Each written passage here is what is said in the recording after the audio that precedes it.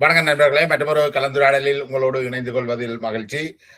இன்றைக்கு ஒரு முக்கியமான விடுதலை போராட்டத்தினுடைய ஒரு முக்கியமான காலகட்டத்தில் வாழ்ந்த ஒருவரை பற்றின ஒரு நினைவாக இந்த உரையாடல் அமைய இருக்கின்றது. இந்த உரையாடல்ல எங்களோடு இணைந்து கொள்ள இருக்கிற இந்த ஆரம்பகால போராட்டங்களின் முன்னிலை வகித்தவர் நித்யானந்தன் அவர்கள் பாரிஸில் இருந்து எங்களோடு கலந்து கொள்கின்றார். வணக்கம் நித்யானந்தன். வணக்கம் வணக்கம் வணக்கம் ஜெயவால். பிரபாகரனுக்கும் குட்டிமணி தங்கத்துறையாக்களுக்கும் கொஞ்சம் நெருக்கம் இருந்தது தானே? அண்டர்ஸ்டாண்டிங் இருந்தது.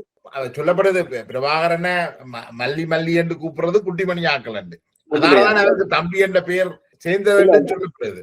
இல்ல இல்ல, அப்படி இல்லை அப்படி இல்லை. அதாவது குட்டி பிரபாகரன் ஒண்ட விட்ட தமையன் சோதி அண்ணன் சொல்றது.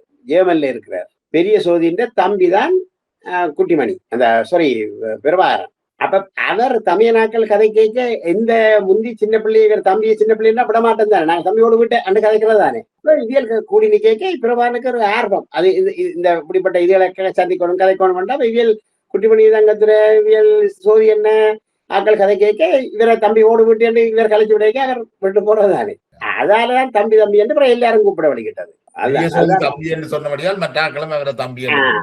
தமையன் தானே, தமையன் சோதி என்ன அவர் ஞானமுத்தி அப்பா நம்ம வல்லெடுத்துறேன். ஞானமுத்தி அப்பா தான் கூட்டணியை ஃபார்ம் பண்றதுக்கு முன்னின்று உழைச்சவர். தமிழ் காங்கிரஸையும் தமிழரசு கட்சி எல்லாம் இணைச்சு இதை செய்யறது கொண்டு வரதில்லை. ஞானமுத்தி அப்பா தான் முன்னின்று உழைச்சி அவற்ற முயற்சி தான் அந்த கூட்டணி ஃபார்ம் பண்ணப்பட்டது. அப்படி இப்ப இந்த போராட்டம் நீண்ட பாதையால வந்துட்டுது. இப்ப நீங்க அன்றைக்கு உங்களை போன்ற இளைஞர்கள், குமார் போன்ற இளைஞர்கள் எல்லாம் ஒரு விஷயத்த கையில எடுத்துக்கீங்க. அதாவது தமிழ் தேசியத்துக்கு எதிராக யாரும் கதைக்க கூடாதுன்னு, கதைச்சா அவைய இல்லாமல் பண்ணணும். அதுலதான் துரியப்பா இல்லாம பண்ணப்படுறார், தியாகராஜா இல்லாம பண்ணப்படுறார், அருளம்பலம், இப்படி ஒரு பெரிய பட்டியல் வருது. அப்ப அன்றைக்கு எடுத்த அந்த முடிவு வந்தது. அதாவது தமிழ் மக்கள் ஒரு பன்மைத்துவமான ஆக்கள், தமிழ் மக்களுக்கு பல்வேறுபட்ட கருத்துக்கள் இருக்கும் என்றதை இல்லைன்னு நீங்கள் ஏற்றுக்கொள்ள தவறி நீங்கள் அந்த நேரம் கூட்டணிக்கு ஒருமித்த மக்கள் ஆதரவு இருந்தே இல்லை. கூட்டணியினர் சொல்றதுக்கு தமிழில்தான் எங்கட கோரிக்கை என்று சொல்லி அவை சொல்லிக்க அதுக்கு ஒருமித்த ஆதரவு மக்கள்கிட்ட இருந்தது. செல்வநாயகம் பெரும்பான்மை ஆதரவு இருந்தது வைப்போம், அது ஒரு பெரும்பான்மை ஆதரவு இருந்தது. ஆனால் அது சரிவராது என்று சொன்னாக்களும் ஒரு அரசியல் இருந்ததுதானே, அவைக்கும் ஒரு அரசியல் இருந்தது தானே.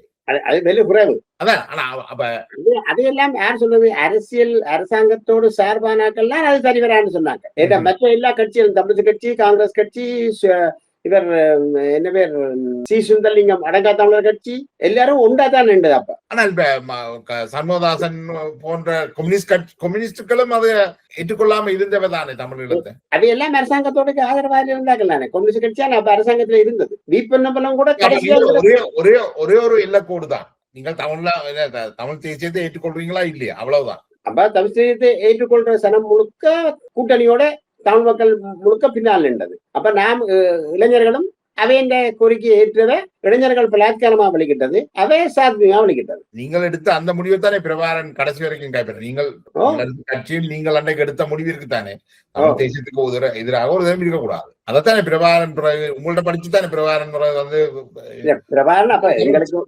தமிழ் தேசியம் பண்ணீங்க. நீங்கள் சொன்னீங்க தமிழ் தேசியம் பண்ணு. பிரபாகரன் சொன்னார் தமிழ் தேசியத்தை புலிகள்லாம் வச்சுக்கிறோம், புலிகளுக்கு எதிராக கேட்கக்கூடாது, தமிழ் தேசியத்துக்கு எதிராக கேட்கக்கூடாது. இயக்க முரண்பாடுகள் வலிக்கிட்டு. அதான் தமிழரசு கட்சி என்ன சொன்னது, எங்களை தவிர ஒரு தரம் அரசியல் செய்யக்கூடாதுன்னு சொல்லி இல்லையே. இல்ல இல்ல இல்ல, தமிழரசு கட்சி எல்லா கட்சியும் ஒன்று சேர்த்துட்டுது. அதாவது அவர் ஞானபுத்தியப்பா தலைமையில இந்த தேசியத்தை ஏற்றுக்கொண்டு தமிழரசு, தமிழ் காங்கிரஸ், அடங்கா தமிழர் முன்னணி எல்லாரும் தொண்டமான் கூட வந்து ஒன்று சேர்ந்துதான் எங்களோட அந்த நேரம். நீங்கள் தமிழகம் எடுத்தோன்னு அவர் போயிட்டாரு. அதான் அந்த பிறகு பின்னணி போட்ட இல்ல, அந்த நேரத்துல தமிழ் தேசியத்தை ஆதரிச்சு வந்தவ. பிறகு சில முடிவுகள் எடுத்த உடனே அவைய நலனும் இருக்கல்லோ, அவையிலும் மலைநாட்டுல தாங்கள் தனிய கட்சி அமைக்கிறாண்டால் இப்ப அங்கேயும் பிரச்சனை வந்து அவைகளுக்கும் ஆபத்துகள் உருவாக்குமல்லோ. அதால அவை தங்களை பாதுகாக்கிறதுக்காக அதை தொண்டமா நிறுத்தி போனவர். மற்றபடி இப்படி ஒன்று பிரச்சனை ஒன்று தீர்மா இருந்தால் தமிழ் வரைக்கும் மலைநாட்டு தமிழர் இப்ப மல்லாட்டு தமிழர வடக்கு கிழக்குல இந்த இயற்கை இனத்துக்கு பிறகு இங்க குடியேற்றது தானே ஓடி திரியணும் ஒரு பகுதி. விருப்பமா வந்து குடியேறலாம் வேண்டாம். அது இல்ல, நான் என்ன கேட்கிறேன்னா, தமிழ் தேசிய அந்த கன்செப்ட் எங்க இருந்து வருகிறது என்றால், எங்களுக்கு எதிராக கருத்துகள் வச்சிருக்க கூடாது, கட்சிகளை நடத்தக்கூடாதுன்றதுக்கு அங்க அத்திவாரம் போட்டாச்சு. கட்சியை நடத்தக்கூடாது. ஆனா கூட்டணி பலாத்காரமா ஒரு தடவை போஸ்ட் பண்ணிக்கிட்டே இல்லையே. அவங்கள்ட்ட துவக்கிருக்கல, கூட்டணிகிட்ட துவக்கிருக்கல, அன்பா கேட்டது கூட்டணி அன்பா கேட்டு அப்ப சனம் ஏற்றுக்கொள்ளதானே அவை இந்த கோரிக்கைய மற்ற கட்சிகளும் இணைஞ்சுதானே வந்தவை. அவை நீங்கள் இன்றைக்கு வரைக்கும் முழுசா நம்புறீங்களா? தமிழர் விடுதலை கூட்டணி உண்மையிலேயே தமிழீழம் எடுத்து தாரத்துக்கு தான் அந்த கோஷத்தை வச்சேன். அந்த காலகட்டத்திலே அப்படி ஒரு கோரிக்கை வைக்க வேண்டிய கட்டாயம் இருந்தது மக்கள்கிட்ட. ஏனென்றால் அந்த அரசாங்கம் எங்களுக்கு எதிராக தனி பௌத்த சிங்கள குடியரசு தான் கொண்டு வந்தது. அதுல எங்களுக்கு எந்த உரிமை கூட வழங்கப்படல. இவ கொடுத்த கூட்டணியில கொடுத்த குறைஞ்சபட்ச கோரிக்கையை கூட ஏற்றுக்கொள்ள. கடைசியா ஆரம்ப கோரிக்கையும் கொடுத்தவ அதை கூட ஏற்றுக்கொள்ள இல்லை. அப்படி என்னைக்கு வேற வழி என்ன? அவையிட்ட இருந்து நாங்கள் பிரியத்தானே வேணும். பிரித்தானியாவுக்கு நாங்கள் வந்திருக்கிறோம் அகதியா. பிரித்தானியாவில இங்க பிறந்து வளர்ந்தவனும் இருக்கிறான். நாங்கள் அகதியா வந்தா என்ன, பிரித்தானியாவில பிறந்து வளர்ந்தவன ஆறா இருந்தான. நாங்கள் வந்து இங்க இருக்கிற மன்னரின் சப்ஜெக்ட், சிட்டிசன் அல்ல, நாங்கள் பிரஜைகள் அல்ல, இந்த மன்னனுடைய சப்ஜெக்ட், ஒரு பொருள் மாறித்தான் கிட்டத்தட்ட. அப்ப நாங்கள் அங்க உரிமை கேட்டுட்டு இங்க வந்து சார்ல்ஸுக்கும் எலிசபெத்துக்கும் சப்ஜெக்டா இருக்கிறோம். அதே மாதிரி ஒவ்வொரு நாடுகள்ல போய் இருக்கிறோம், அகதியா இருக்கிறோம். சரி, வேற என்ன செய்ய முடியும்? நாங்கள் தமிழ் மொழியையும் வளர்க்க இல்ல, நாங்கள் எந்த தமிழ் உரிமைகளையும் பெற இல்லை. போராட்டம் ஆக்கின்ற பொழுது இந்த போராட்டம் நீங்கள் உண்மையிலேயே என்னென்றால் உங்களோட தலைமுறை தான் இந்த போராட்டத்தை ஆயுதத்துக்கு கொண்டு போனது. இப்ப இருந்து பாக்க நான் நினைக்கிறேன் உங்களோட பிள்ளைகளோட எல்லாம் நீங்கள் இதுல காய்ச்சிருப்பீங்களோ தெரியல, காய்ச்சிருக்கலாம் சில வேலை. இப்ப ஆயுத போராட்டம் சரி வராண்ட முடிவுக்கு வந்தாச்சு. 2 லட்சம் பேர் இழந்த பிறகு நாங்கள் அந்த முடிவுக்கு வந்திருக்கிறோம். வந்து அது என்ன செய்யறது, ஆரம்பத்துல நாங்கள் ஆயுதம் போராட்டம் தான் சரி என்று அந்த சொல்ற காலகட்டத்துல ஒரு காலம் இப்படி இழப்பு வரும் என்று அந்த விதத்துல ஒரு தரம் சிந்திக்கல. அப்படி வேற அது செய்யக்கூடாது என்று சொன்னாக்களையும் நீங்கள் விட்டு வைக்கல. ஐ மீன் இல்ல செய்யக்கூடாது சொன்ன சிறப்பு முழுக்க அரசாங்கத்தோட நின்று கொண்டு சொன்ன சிறப்பு தானே. சொன்னதானே சரியா இருந்திருக்கு. இல்ல சரி, அவ சொன்ன காரணம் இதுல அனுபவப்பட்டு சொல்லவரே இல்லை, அரசாங்கத்தோட தாங்கள் நிக்கிறதுக்காக சொன்னே தவிர இருந்திருக்கலாம் தானே. அனுபவப்பட்டுதான் அடுப்புல கை வச்சா சுடுமண்டு உங்களுக்கு வச்சு பார்த்துதான் தெரியும். அவ சொல்லினோம் அங்க எல்லாம் வெளியில எல்லாம் பார்த்திருக்கிறோம், வைக்காதங்கோ அப்படி அவ சொல்ல வரையில. அதான் இந்த அரசாங்கத்துக்கு சார்பான கொண்டு கதைச்சதே தவிர இப்படி ஒரு தீர்க்கசனமாக சொல்ற மாதிரி ஒருத்தரையும் சொல்ல இல்ல. அது தங்களை பாதுகாக்கிறதுக்காக சொன்னவே தவிர அந்த நேரத்துல சரி அவைய பாதுகாக்கிறதுக்கே வைப்போம். இந்த 70ல இருந்து இந்த ஸ்ரீலங்கா சுதந்திர கட்சியினுடைய ஆட்சி காலத்துல தான் யாழ்ப்பாண மக்கள், யாழ்ப்பாண விவசாயிகள் வந்து செல்வந்தர்களான உண்மை. கார் ஓரளவுக்கு அவ வந்தவன் ஒரேப்பா வந்து மக்கள் செல்வாக்கூட இருந்தோரா யாழ்ப்பாணத்துல. நீங்கள் இந்த இளைஞர்கள் ஒருவரையும் மக்கள் வாக்கு போட்டு தெரிவு செய்ய இல்லை, மக்களால தெரிவு செய்யப்பட்ட துரியப்பாவை தான் இளைஞர்கள் படுகொலை செய்தது. அப்ப மக்கள்கிட்ட ஆதரவு இல்லை என்று நீங்க சொல்லலாதானே. அந்த நேரம் கணிசமான மக்கள் இவையே யாழ்ப்பாண வட்டார மக்கள், ஒரு பகுதி மக்கள், வடக்கு கிழக்கு ஒட்டுமொத்த தமிழரும் அவரை ஏற்றுக்கொள்ள இல்லை. இளைஞர்களை யார் ஏற்றுக்கொண்டது? இளைஞர்கள் ஒரு நாளும் அரசியல்ல போய் நிக்கல தானே. அவை துவக்க வச்சுக்கொண்டு எங்களை கட்டளைய பணியுங்கொண்டு சொன்னதை ஒழிய அவர்கள் யாரும் மக்கள்கிட்ட வாக்கெடுக்கல தானே. மக்கள்கிட்ட வாக்கு பலாத்காரம், இளைஞர்கள் மக்கள்கிட்ட வாக்கெடுக்கல தானே. அதிகாரம் கொடுத்ததற்கு தானே. உலகத்திலே நடந்த எந்த விடுதலை போராட்டமும் ஒரு குழுவாலான் ஆரம்பிக்கப்படுறது. எழுந்த மாநிலத்துல முழு மக்களும் ஆதரிச்சு எந்த போராட்டமும் ஆரம்பிக்கிறது. அந்த குழு வளர்ச்சி அடைஞ்சு வந்து வர அரைவாசி மக்கள் மௌனமா இருக்கணும். இந்த குழுவின் போராட்டம் தீவிரமடைஞ்சு வெற்றி பெற போதாமன்றோன்னு இந்த அரைவாசி மக்களும் டக்குன்னு திரும்புகணும். அதுதான் உலக வரலாறு. அப்ப ஒரு குறிப்பிட்ட சனம் தான் எதையும் செய்யும். அப்ப குறிப்பிட்ட சனம் அதை சொல்லி வரைக்க அரைவாசிக்கு 3/4 சனம் அதை எதிர்க்கும் கட்டாயம். நான் கூட கருத்தோட அந்த விஷயத்தோட 100% உடன்படுறேன். ஒரு சிறு பிரிவு தான் மாற்றத்தை ஏற்படுத்த போகுது. ஆனா பிரச்சனை என்னென்றால் அதே மாதிரி ஒரு சிறு பிரிவு எதிர்க்கும் இல்ல. ஆனா அந்த பிரிவை இல்லாமல் செய்யறது வந்து நீங்கள் முதல் சொன்னீங்கள் இவை சின்ன மக்கள் பெரும்பாலும் எங்களோட தான் இருந்தவை என்று. ஆனா கொண்டு எதிர்த்து இருக்குது. அவையே இல்லாமல் செய்தபடியால் என்னென்றால் எல்லா சமூகத்திலையும் வந்து எல்லாரும் என்ன மாதிரித்தான் சிந்திக்கணும், எல்லாரும் என்ன மாதிரித்தான் பேசணும் என்று நாங்கள் ஒரு எதிர்பார்க்க முடியாது. அதாவது இப்ப அந்த என்னென்றால் அந்த காலகட்டத்துல அந்த நேரத்துல கூட்டணி மக்களிட செல்வாக்க பெற்று தாங்கள் ஒரு நடவடிக்கை எடுத்துக்கொண்டு போகுது. இப்படி சொல்லி போராட்டங்கள் அது சொல்லி இந்த அரசாங்கம் இப்படி நாங்கள் கேட்ட குறைஞ்சபட்ச கோரிக்கை கூட ஏற்கல என்று சொன்னோம்னா தமிழ் மக்கள் முழுக்க கூட்டணிக்கு பின்னாலே இருந்தவர். ஆனால் அந்த கூட்டணியை விட இளைஞர்கள் அதை விட தீவிரமாக சில நடவடிக்கைகளை செய்ய வழிகிட்டவர். என்ன, அரசாங்கத்துக்கு ஆதரவானாக்கள். அது இப்ப யோசிக்க சில நேரம் அது பிழையாத்தான் இருக்கும். அது செய்தது பிழை, ஏன் அந்தரப்பட்டு இப்படி நாங்கள் செய்தது பிழையா இருந்தாலும் அந்த காலகட்டத்துல அது தவிர்க்க முடியாதா இருந்திருக்கு. அது தவிர்க்க முடியாதா அல்லது அந்த காலகட்டத்துல இது பற்றின சிந்தனைகள் இல்லை. என்ன தவிர்க்க முடியாதுன்னு சொல்றது சிலரை கொலை செய்யறது வந்து தவிர்க்க முடியாதது அல்ல, அப்படித்தானே? கொலை செய்யறேன்னு நான் அந்த கட்டத்துக்கு நான் இல்லை. நான் செய்யறது அந்த சம்பவங்கள். நான் வந்து உங்களை இதுல குற்றம் சாட்டல, நான் நீங்கள் எடுத்த அந்த அரசியல் கருத்தியலை தான் நான் கேட்கிறேன். ஓமோ, ஆனா அது அந்த காலத்துல அந்த சூழ்நிலையில அந்த இளைஞர்களால செய்யப்பட்டது சரியோ பிள்ளையோன்னு இப்ப நாங்கள் சொல்ல முடியாது. ஏன்னா அந்த காலகட்டத்துல என்ன சூழ்நிலை இருந்தது, அந்த காலத்துல ஒரு மக்கள் முழுக்க ஒரு எழுச்சியாக ஒரு போராட்டம் ஒன்று கட்டாயம் தேவை என்ற இது பங்கு பெற்று இருக்க அந்த இளைஞர்கள் ஒரு சம்பவத்தை செய்தோட, அதாவது இன்றைக்கு உதாரணமா சொன்ன அரசாங்கத்துக்கு ஆதரவு அளிக்க ஒரு ஆளுக்கு ஏதாவது ஒரு குண்டறிதல் நடந்த உடனே சனம் என்ன செய்து அதை ஏற்றதே தவிர அதை எதிர்க்க இல்லை. அந்த நேரத்துல அந்த பாதிக்கப்பட்ட அந்த கட்சியை சேர்ந்தாக்கள் தான் எதிர்த்தவே தவிர அரசாங்கத்துக்கு ஆதரவான ஆக்களுக்கு எதுவும் சம்பவம் நடந்தா சனம் அதை வரவேற்றதை தவிர எதிர்க்க இல்லை. அந்த காலகட்டம் அப்படி. ஏனென்றால் தமிழக கட்சி போராடி அடிவாங்கி எல்லாம் செய்து தங்களால ஒன்றும் எல்லாத்தையும் இந்த அரசாங்கம் மாறி வார அரசாங்கம் எங்களை புறக்கணிக்குதுன்ற ஒரு விரக்தியில இருந்த காலகட்டம் அது. அந்த அரசாங்கம் சரி,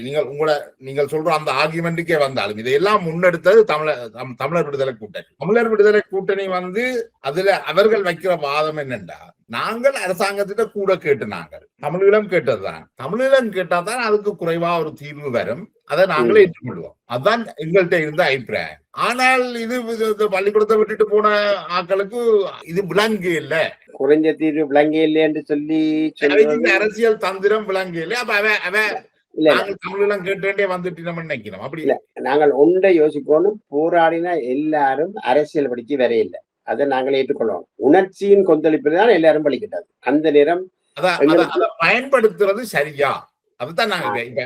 அது சரி.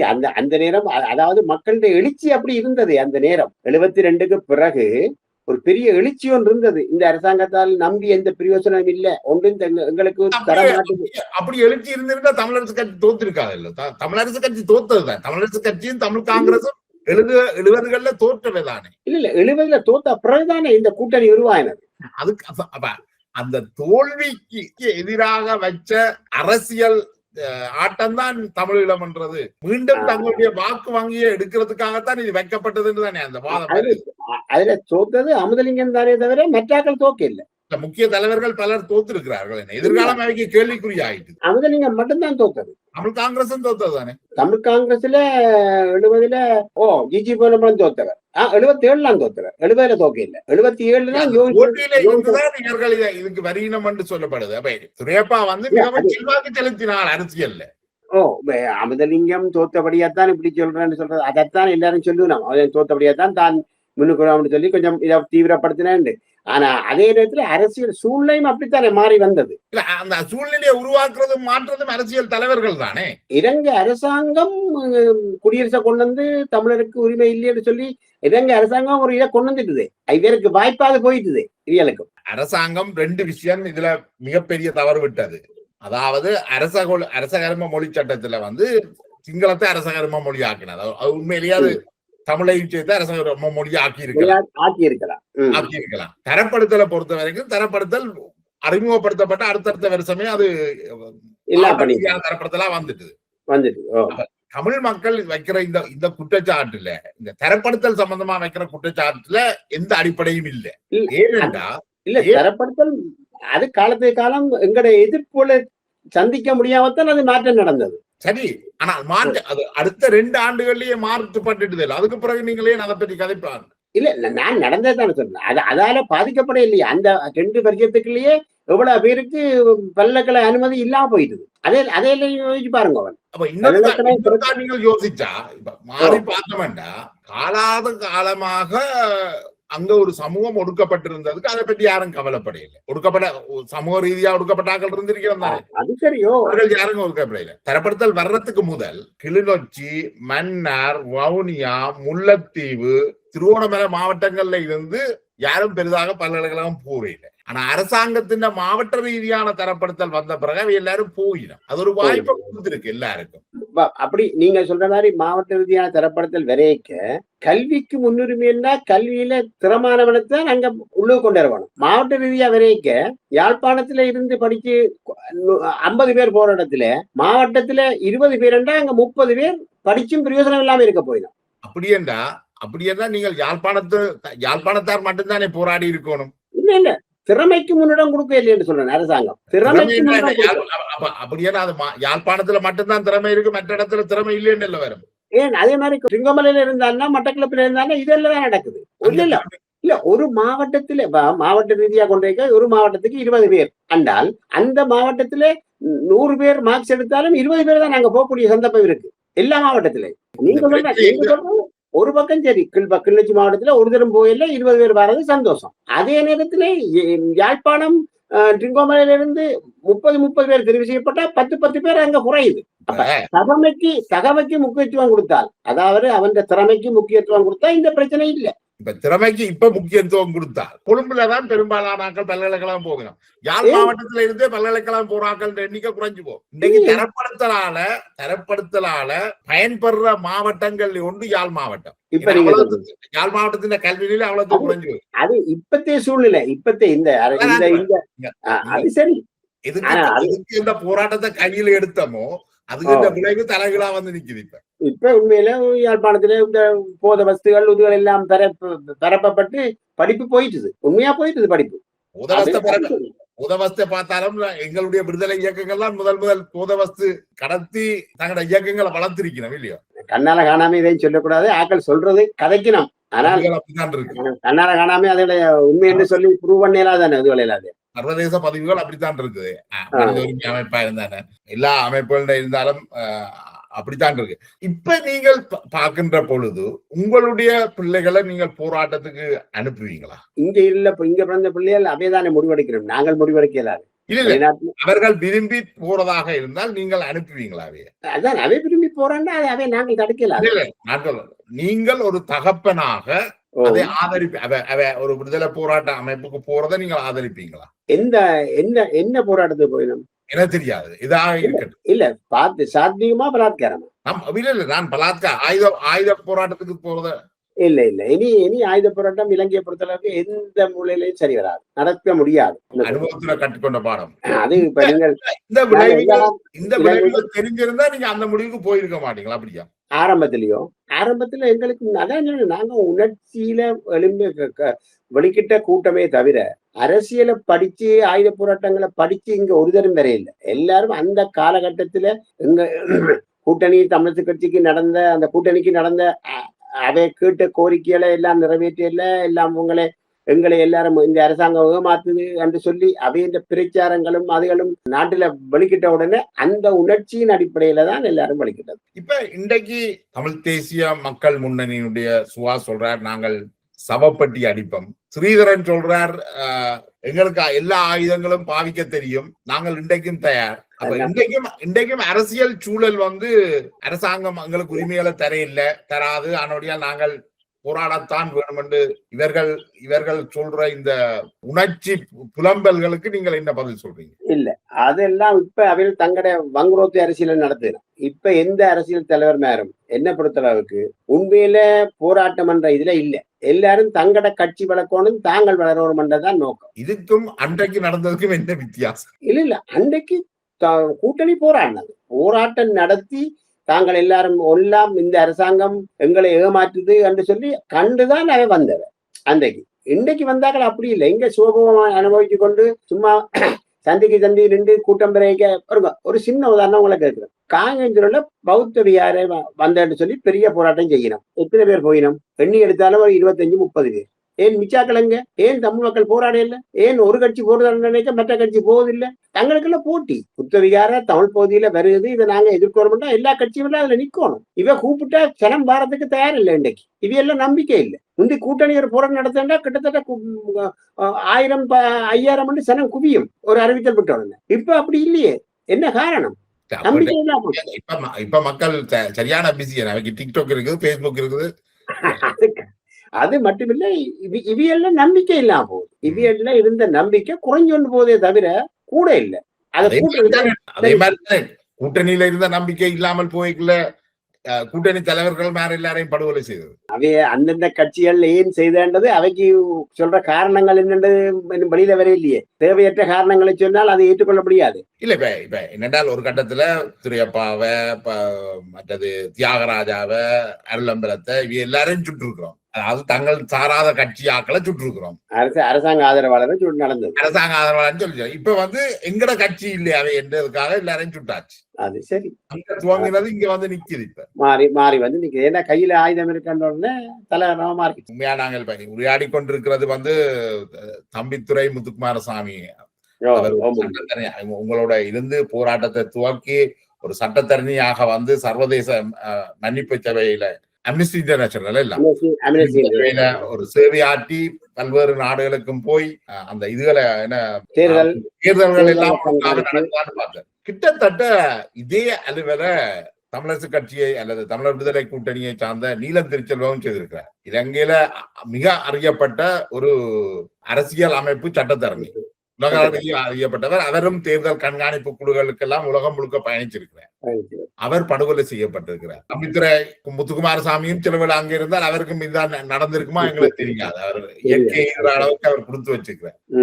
தமிழ் அரசியல் நிலைமை இவ்வளவு ஒரு சிக்கலாக இருக்குது. இப்பத்தே நாட்டு சூழ்நிலை அரசாங்கம் இந்த ஆயுத போராட்டத்துக்கு பிறகு தமிழ் இளைஞர்களை சிந்திக்க விடாமல் போத வஸ்துகளை நாடு முழுக்க பரப்பி இன்றைக்கு அந்த போதைக்கு அடிமையாத்தான் இளைஞர்கள் இருக்கிறார். சிந்திக்கிற தன்மை இல்லை. நான் போன வருஷம் யாழ்ப்பாணம் போனான். யாழ்ப்பாணம் பஸ் ஸ்டாண்டுக்குள்ள ஒரு 22 வயது பொடியன் ஒழும்புறான் விழுகிறான்.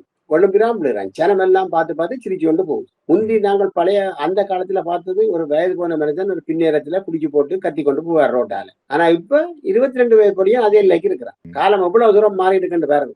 எங்களோட எதிர்கால சந்ததி எப்படி அழிஞ்சு கொண்டு போகும். இப்ப இலங்கையில நடக்கிற இந்த பிரச்சனைய எவ்வாறு தீர்க்கலாம் என்று நீங்க நினைக்கிறீங்க? இந்த பிரச்சனைக்கான முடிவு எந்த அடிப்படையில இதை செய்யலாம் நினைக்கிறீங்க? எங்கட தமிழர் பிரச்சனையா இல்லாட்டி இந்த போத வஸ்து பிரச்சனை? இல்ல, தமிழருடைய பிரச்சனை. தமிழர் பிரச்சனைய அரசாங்கம் இப்பத்தைய சூழ்நிலை பலாத்காரம் மாரி நடக்கக்கூடிய ஒன்றல்ல. என்ன பொறுத்த அளவுக்கு நடந்தால் இன்னும் மோசமாயிருக்கும் அழிவு. அது நடத்த போறதில்லை. ஆனால் ஒரு வல்லரசு நாடுகள் ஏதேனும் தலையிட்டு, அதாவது யுஎன்ஓ மாதிரி அதுகள் போன்று அந்த தேர்தல் நடத்தி இவர்களுக்கு பிரிவினை கட்டாயம் வேணுமா வேண்டாமான்ற ஒரு தேர்தல் நடத்தி அப்படி ஏதேனும் எங்களுக்கு ஒரு இதுவரை நடந்தால் எங்களுக்கு சாத்தியமா வருமே தவிர, மற்றபடி இலங்கையை பொறுத்தளவுக்கு தமிழ் மக்கள் இனி ஒரு போராட்டத்தை நடத்தி ஆயுத போராட்டமோ நடக்கும்ன்றது நான் நம்ப இல்லை. இப்ப தமிழ் மக்களுக்கு இலங்கையில நிம்மதியாகவும் சமாதானமாக வாழுகின்ற ஒரு சூழல் உருவாக்கப்படணுமா அல்லது இன்னும் தமிழ் மக்களுக்கு ஒரு தனி நாடுதான் வேண்டும் என்று நீங்க நினைக்கிறீங்களா? இல்ல, இப்போதே சொன்னீங்கன்னா மக்கள் விரும்புறது அதுதான். எங்களுக்கு இலங்கையில சிங்கள மக்கள் எப்படி வாழணுமோ அதே மாதிரி சுய நிர்ணய உரிமையோட நாங்கள் வாழ வேணும். வாழ்ந்தால் எங்களுக்கு இப்போதைக்கு காணும்.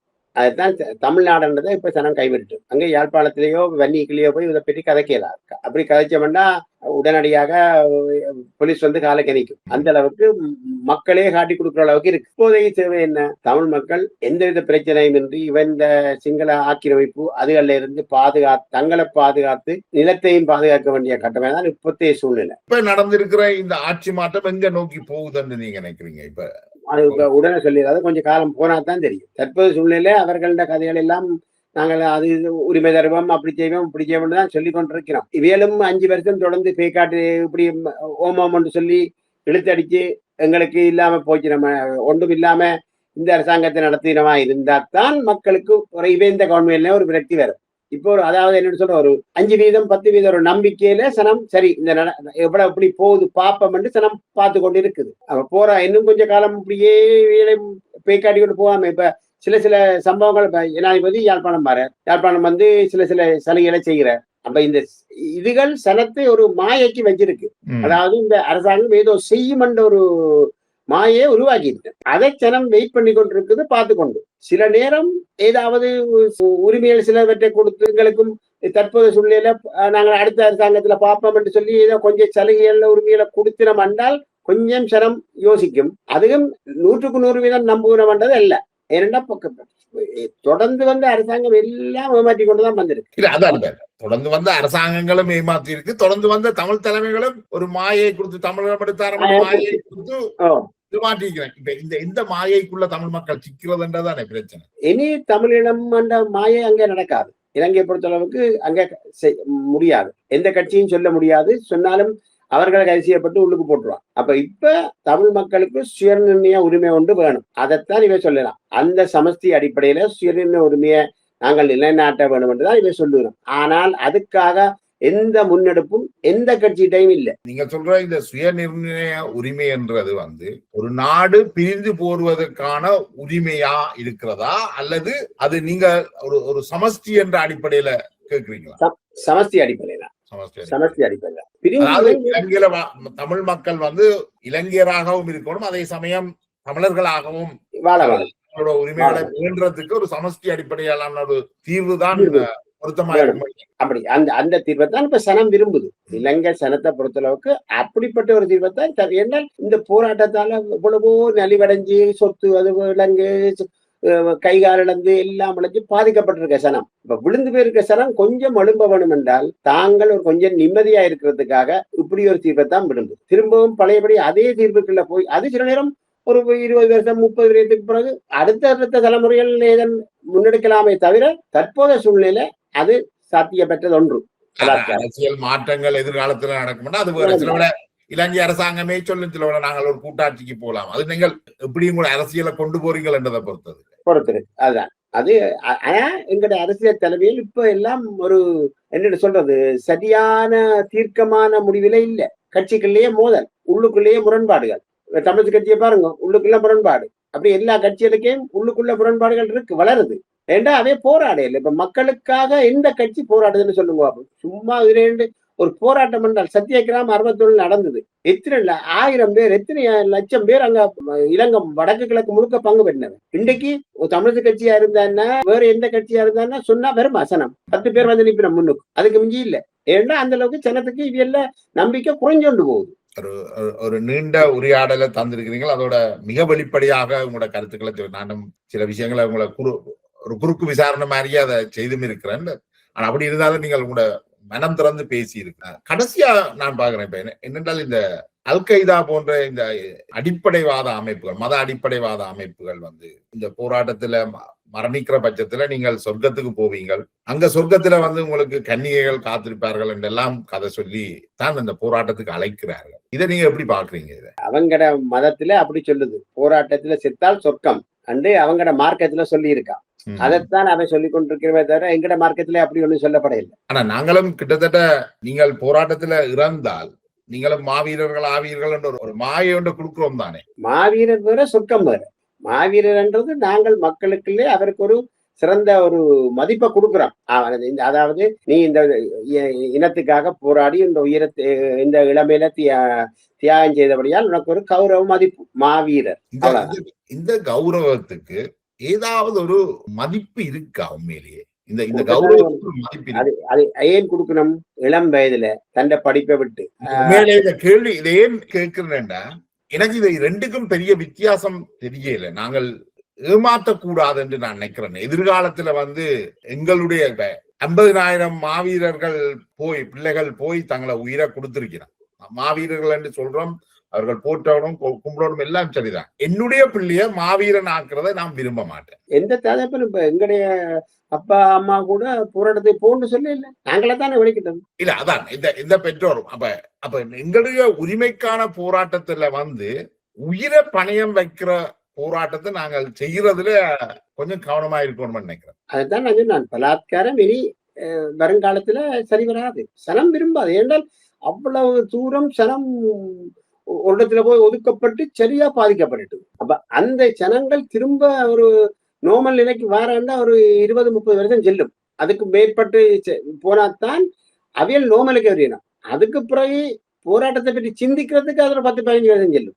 அந்த போராட்டத்தை பற்றி நாங்கள் எதிர்காலத்துல சிந்திச்சா கூட எந்த போராட்டமும் வாழ்ற உரிமையை பணயம் வைக்கிற மாதிரி இருக்கக்கூடாது.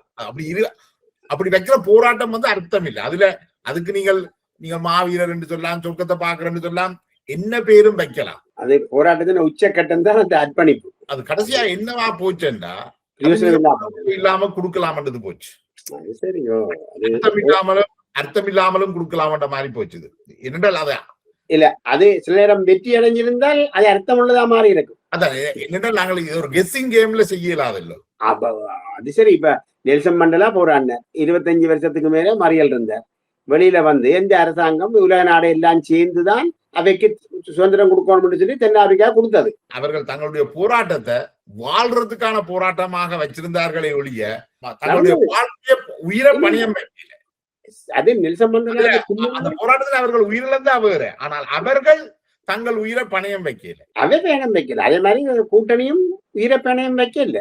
அவை சாத்தியமா தான் போராடினது. தீவிரவாத இளைஞர் தான் அதை ஆயுதம் முனையில போராட வலிக்கிட்டவே தவிர கூட்டணி சொல்ல இல்லையா எங்களை போராட ஆயுதத்தடியன். கூட்டணிக்கு ஒரு பொறுப்பு இருந்தது. கூட்டணி தான் அந்த அரசியல் தலைமை.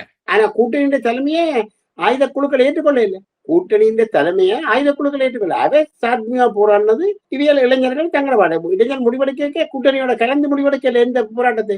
ஆனா கூட்டணி அதை எதிர்க்கவும் இல்லை தானே, அதை சேலஞ்ச் பண்ணி காந்தி எதிர்க்க இல்லையே. சுபாஷ் சந்திர போஸ் போராடிக்க காந்தி எதிர்க்க இல்லை தானே. எதிர்த்து எந்த அறிக்கையும் விட இல்லை. காந்தியே சொல்லியிருக்கிறார், உன்னை கொல்ல வர பசுமாட்டையும் கொல்லண்டு. அதே மாதிரி போராட்டம் அது இளைஞர் மத்தியில தானாக முளைச்சது. சும்மா இருந்தவன அது சில தவறுகள் நடந்திருக்கு போராட்டத்துல. தவறுகள் செய்தது முழுக்க தவறு. எங்கேயாவது ஒரு ஆள் 2 பேரைத்தான் நாங்கள் சரியா போட்டிருக்கிறோம் நினைக்கிறோம். அது தவறுகள் நடந்திருக்கலாம். அது எல்லாத்தையும் தலைமை கட்டுப்படுத்த இல்லை. சாதாரண ஒரு குடும்பத்திலேயே 5 பேரை வீட்டுல ஆம்பளையில வச்சு பிள்ளைகளை வச்சு கட்டுப்படுத்துறது எவ்வளவு கஷ்டம். ஒரு 20,000-30,000 இளம் ஒரே வயதுள்ளாக்களை வச்சு கட்டுப்படுத்துறது எவ்வளவு கஷ்டமா இருந்திருக்கு அந்த நேரம் தலைமைக்கு. அதுதான் சொல்ல சிலதுகள் தவறுகள் நாடு பக்கம் நடந்திருக்கலாம்.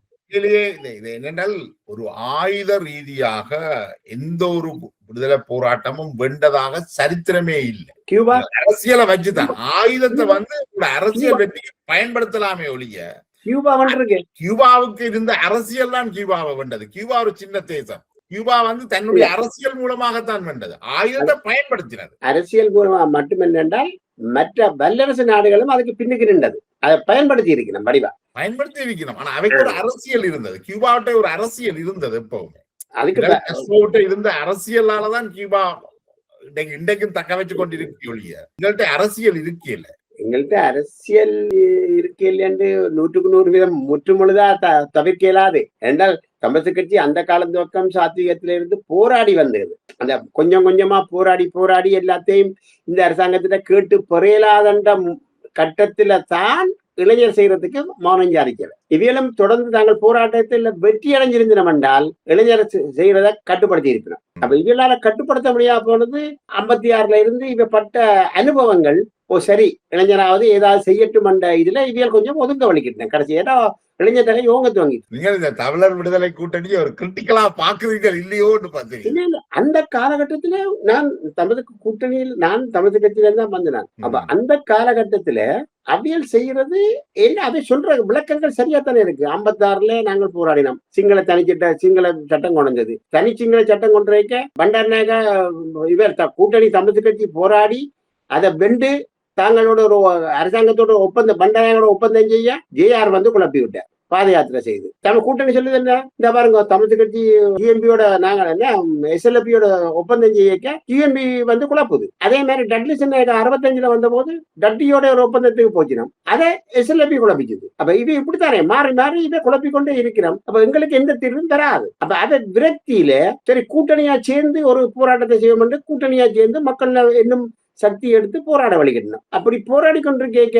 அதுகளும் கடைசியா என்ன செய்தது அரசாங்கம் 72 ஸ்ரீமா கொண்டு வந்த எங்களுக்கு 100% எதிரா இருக்கேன் ஜிஆர் 78 கொண்டு வந்த யாப்பு அதை விட மேல போய் இன்னும் எதிராக கொண்டு வந்தது. அவை என்ற இதென்ன தாங்கள் பதவிக்கு வர்றதுக்காக எங்களுக்கு இனப்பிரச்சனையைத்தான் அதை கையில் எடுத்து அதையும் இதண்டது. அப்ப அதால நாங்கள் என்ன செய்ய முடியும்? இவை சொல்றதுக்கு நாங்கள் ஏற்றுக்காரர்கள் வந்த நேரத்தில் அரசியல் என்றது இம்பாசிபிளான ஒரு விஷயத்தை பாசிபிள் ஆக்குறது தான் அரசியல். அந்த அரசியலை தமிழ் தலைமைகள் வெற்றி காணல. அதுல இப்ப நாங்கள் இந்த உரையாடல் இந்த முடிவுக்கு வருவோம் என்றால் ஒரு கட்டத்துல சொல்லப்படுவது 71ஆம் இந்தியாவுக்கு இந்த விடுதலை போராட்டத்தில் ஒரு மிக முக்கிய பங்கு இருக்கு. இளைஞர்களை ஆயுதமயப்படுத்தினதுல இந்தியாவோட பங்கு மிக முக்கியம். இல்ல, இந்தியாவோட பங்கு இருந்தது. இந்தியா ஆரம்பத்திலே சொல்லி போட்டது தனி இடத்துக்கு நாங்கள் சம்மதம் இல்ல. அந்த விஷயம் இந்திரா காந்தி இருக்கிற காலத்திலேயே சொல்லப்பட்டுதான் ஆரம்பத்திலே சொல்லப்பட்டாச்சு. அப்ப விடுதலை புலிகளின் சில தரப்புகள் சொல்லுது, முல்லமதி என்னோட கைகளை அடிக்கடி அவர் சொல்ற விஷயம் என்னென்றா, இந்திரா காந்தி தமிழீழத்தை பங்களாதேஷ் போல தமிழீழத்தை பிரித்து தர தயாராக இருந்தவர். ஆனால் அமுதலிங்கம் தான் எங்களுக்கு தமிழீழம் வேண்டாம், நாங்கள் வடக்கிலையும் தெற்கிலையும் வாழ்றோம், எங்களுக்கு சுயாட்சி தான் தேவை என்று சொன்ன. அதுக்காகத்தான் அவரை படுகொலை செய்ததாகவும் சொல்றார். எந்த அளவுக்கு இதுல உண்மை இருக்குன்னு நினைக்கிறீங்க? செய்தவர்களுக்கு தான் தெரியும். நாங்கள் வெளியிலிருந்து பார்க்கிற உண்மையிலேயே இந்திரா காந்தி ஆரம்பத்துல ஏன் எங்களுக்கு ஆயுதம் தந்த என்றால் ஜே.ஆர். ஜெயவர்தனா அமெரிக்க அரசாங்கத்தோட சேர்ந்து இந்தியாவுக்கு எதிராக வேலை செய்தார். அதாலதான் இந்திரா காந்தி அம்மையார் எங்களுக்கு உதவி செய்யப்படுகின்றது. அதாவது அவேண்ட நோக்கம் என்ன மாதிரி இருக்கும் என்ன பொறுத்தளவுக்கு என்ற கணிப்பின்படி இலங்கையில பிரச்சனையை கொடுத்து இலங்கையை தங்கட கைக்குள்ள கொண்டுறவனும், பிராந்தியத்தை தங்கட கைக்குள்ள கொண்டு வைக்க இலங்கை மாறி நிக்க கூடாது, அமெரிக்காண்ட கையில நின்றுதன்னா தங்களுக்கு எந்த நேரம் ஆபத்து என்ற நோக்கத்தில் தான் எங்களை பயன்படுத்தி இருக்கணும் என்ற கணிப்பு. அப்படி உண்மையா இருந்து என்றால் ஏன் ராஜீவ் காந்தி பிறகு பின்னாளில மாறினவர்? அப்ப இந்திரா காந்தி இல்லையண்டா இந்திரா காந்தி எடுத்த அவைய வெளியுறவு கொள்கை அதுதானண்டா அதன்படியே இவன் நடந்திருக்கல வேணும், இவன் நடக்கலையே. அப்ப அதைத்தான் சொல்றேன். அப்ப இந்த பிராந்திய இந்திய வல்லரசு தங்கட நலன் கருதித்தான், இந்திய வல்லரசு மட்டுமில்லை எந்த வல்லரசும் தந்த நலன் கருதித்தான் எதையும் செய்யும்.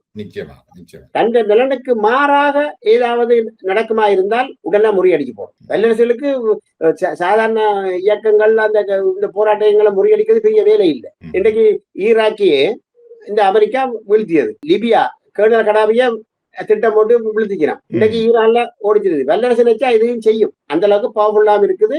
உளவு படைகள் அதுகள் எல்லாம் பவரா இருக்கு. அப்ப நாங்கள் அதுகளோட நாங்கள் எதிர்க்க இயலாது. இந்தியாவை பகைச்சு நாங்கள் கடைசிவரையும் எந்த இதையும் செய்ய முடியாது. இந்தியா எங்களுக்கு துணையா நின்றாத்தான் நாங்கள் எதையும் சாதிக்கலாமே தவிர இந்தியாவை பகைச்சு நாங்கள் கடைசிவரையும் ஒண்ணு. அதுவும் பக்கத்து நாடு, ஒரு வல்லரசுக்கு சமனான நாடு. இந்தியாவோட ஒப்படைக்க நாங்கள் ஒரு சுண்டங்க, அதுக்கும் கீழே தனியாக 1987ஆம் ஆண்டு இலங்கை இந்திய ஒப்பந்தத்தோட பயணிச்சிருக்கணும் நினைக்கிறீங்க? பயணிச்சிருந்தா இன்றைக்கு எங்களுக்கு எவ்வளவு கிடைச்சிருக்குன்னு யோசிச்சு பாருங்க.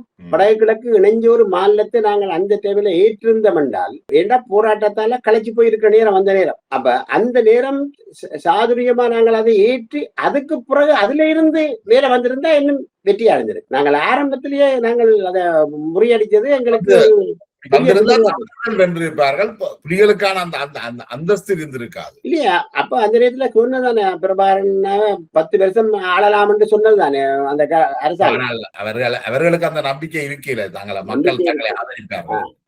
அவே அந்த நேரம் அதை ஏற்றிருந்து என்ன பொறுத்தவரைக்கும் ஏற்றிருந்து எல்லா கட்சியும் ஏற்றிருந்து எல்லா கட்சியும் ஒன்று சேர்ந்து ஆட்சி அமைச்சிருந்தோம்னால் எங்கேயோ போயிருக்கலாம். நிச்சயமாக அதுல நாங்கள் விட்ட பிள்ளை இனி என்ன நடந்து முடிஞ்சதை கதைக்கிறதுல எந்த பிரயோஜனம் இல்ல. எதிர்காலத்துல நீங்க சொன்ன மாதிரி நாங்கள் ஒரு தீர்வுக்கு போய்களை நாங்கள் கடந்த காலத்தின் அனுபவங்கள் இருந்தா அனுபவம் கட்டாயம் அது ஒரு பாடமா இருக்கும். அதைத்தான் நான் சொல்றேன், இந்த பாடத்திலே இனி சாத்தியம் தான் சரி. சாத்திய போராட்டம் என்றாலும் சனத்து எங்கட அரசியல் தலைவர் இன்னும் அந்த அளவுக்கு பக்குவப்படையில்லை. முந்தி இருந்த செல்நாயகம் அந்த காலத்துல இருந்த அந்த போராட்ட குணமும் அது எங்கட இப்ப இருக்க தலைவர்கிட்ட இல்ல. எண்ணி பாருங்க, எங்கேயாவது இப்ப இருக்கிற அரசியல் தலைவர் போராட்டம் என்று முன்னுக்கு நின்று இருக்கிறவா. சுமார் ஊர்வலம், அது கண்டன ஊர்வலம் அன்றைக்கு ஒரு 1/2 மணி நேரம் நடக்குதுன்னா அதுல போயிட்டு கத்தி போட்டு போயிலுமே தவிர சத்தியாகிற மாதிரி எங்களை இனத்துக்காக தங்களை அர்ப்பணிச்சு போராடுற அளவுக்கு ஒரு தரம் இல்லை. மக்களோட இவை இல்ல தானே, இப்ப மக்களோட இருந்தா தானே, மக்களோட இல்ல. அப்ப என்னென்று நடத்துற போராட்டங்கள் அந்தந்த அரசியல் கட்சி தன்னுடைய வாக்கு வங்கிக்காக தையிட்டி தமிழ் தேசிய மக்கள் முன்னணி அந்த வாக்கு வங்கிக்காக செய்யப்படுது. திட்டம் தமிழரசு கட்சி செய்யுது. அப்ப நலனுக்காக அந்த போராட்டம் நடத்தப்படுதான்றதான் அந்த பிரச்சனை. அப்ப என்ன செய்யணும்? கட்சிகள் எல்லாம் இப்படி ஒரு விகாரம் வந்திருக்கு, ரைட், நாங்கள் எல்லா கட்சியும் ஒன்று சேர்ந்து போராட்டத்தை நடத்துவோம் என்று சொல்லி எந்த கட்சியும் மற்ற கட்சியை போய் கதைச்சு அதை ஒற்றுமையா செய்யறதுக்கு தயார் இல்லை. ஏன்னா தந்த கட்சி தான் நடத்தணும். அப்ப மற்ற கட்சி அந்த போராட்டம் இப்ப மக்கள் எழுப்புகிறது தானே கேள்வி. இப்ப வியாரை அந்த யாரோ ஒரு பிரச்சனை இருக்கு, நீங்க கட்டைக்கே விட்ட நீங்க இப்ப போய் என்னது குழப்புறீங்கள்? அது எத்தனை பேருக்கு பாதிப்பு, இது எங்க கொண்டே விடும்? இது எல்லாத்தையும் மக்கள் கணக்கு பண்ணித்தானே போராட்டத்துக்கு வருவினோம். அதான் அதாவது இவையெல்லாம் நம்பிக்கை இல்லாதபடியா இன்னைக்கு பின்ன இவை சொன்னாலும் வராது சனம், விளங்குதானே? நீங்க சொன்னீங்களானே அவை இந்த வாக்கு வங்கிக்காக அவை நின்று போராடினவன் மக்கள் அதைத்தான் பாக்குது. அப்ப அரசியல் கட்சி பாருங்க, தேர்தல்ல மட்டும் ஒரு கூட்டு, சும்மா கூட்டு இல்ல, இன பிரச்சனைக்காக எங்கேயாவது கட்சியில் கூட்டு சேர்ந்திருக்கா? இல்லையே. தேர்தல் வருதுன்றோன்னு அந்தந்த சீட்டை பிடிச்சு தாங்கள் அதுக்குள்ள வரவணும் பண்றதுக்காக ஒரு கூட்டு திடீரென்ன தேர்தல் முடிய கூட்டு சரி. அப்ப இது என்ன பாக்கணும்? தங்களோட சுய லாபத்துக்காகத்தான் கூட்டு, இன விடுதலைக்காக கூடு. அந்த நேரம் கூட்டணி போம் பண்ணது இன விடுதலைக்காக போராடினது. அந்த நிலை இப்ப இல்ல. அதைத்தான் சொல்றோம் திரும்ப திரும்ப. அப்ப இதெல்லாம் விடுதலை கூட்டணி சளைக்காத தொண்டன் இல்ல இல்ல அந்த இல்ல. நாங்கள் அந்த நேரத்துல போராடிக்க அவையோட தான் அவையின் அறிவுறுத்தல் அந்த நேரத்துல எங்களுக்கு சரியா பட்டுது. நல்ல காலம் நீங்கள் 81ஆம் ஆண்டிலேயே பிரான்சுக்கு போயிட்டீங்க. உங்களோட ஒரு நேர்காணல செய்யக்கூடியதா இருக்கு இருந்தது. நாங்கள் இப்ப அதான் இப்ப இந்த குமார் நல்ல நண்பன், அநியாயமாக ஒரு நல்ல நண்பன், ஒரு சரித்திரம் இப்ப சரிஞ்சு போயிட்டு. இல்லாட்டி நினைக்கிறேன் அவருடைய அதை நாங்கள் கவலைதான். அவர் இளமரகாயா, அதாவது வாழ்க்கையை ஒரு கொண்டாடக்கூடிய அளவுக்கு செய்திருக்கிறார். ஆனா அவற்றை இறுதிக்கிரிய 1ஆம் தேதி நாளைக்கு பின்னேரம் 2 மணியிலிருந்து 7 மணி வரைக்கும் பார்வைக்காக வைக்கிறோம் ஒரு மண்டபத்துல. பிறகு 2ஆம் தேதி பின்னேரம் அவைக்கு இறுதிக்கிரிய செய்து அடக்கம் செய்யப்படும்.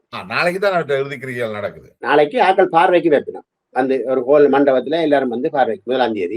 2ஆம் தேதி அவரை அடக்கம் செய்யணும். உண்மையிலே இந்த நீண்ட உரையாடலை தந்து உங்களுடைய நண்பரை தம்பித்துறை முத்துக்குமாரசாமி அவர்களுடைய நினைவுகளை மீட்டதோட மட்டுமில்ல, இந்த கடந்த அந்த 50 ஆண்டு கால விடுதலை போராட்டம் துளிர் விட்ட அந்த கால பகுதியை அப்படியே நினைவுல கொண்டு வந்திருக்கிறீங்க. அது சம்பந்தமான ஒரு குறுக்கு வெட்டாகவும் இதை பார்க்கலாம். அந்த போராட்டத்தின் ஒரு நல்ல ஒரு உரையாடலை தந்திருக்கிறீர்கள். உங்களுக்கு என்னுடைய மிக்க நன்றிகள். உங்களுடைய நேரத்தை ஒதுக்கி நம்மோடு வந்து இதை பகிர்ந்து கொண்டு நன்றி ஜெயபாலன். நன்றி.